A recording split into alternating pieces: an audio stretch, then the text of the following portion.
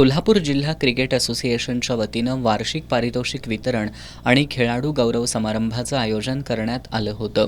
उद्योजक रवींद्र उबेरॉय यांच्या अध्यक्षतेखाली हा कार्यक्रम संपन्न झाला.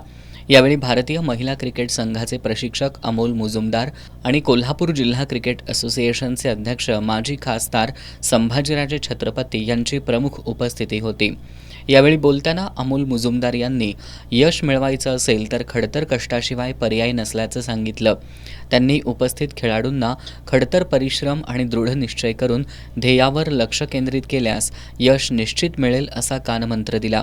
समारंभाचे अध्यक्ष उद्योगपती रवींद्र ओबेरॉय यांनी खेळाडूंनी क्रिकेटच्या माध्यमातून कोल्हापूरचं नाव उंचावण्याचा प्रयत्न करावा असं आवाहन केलं.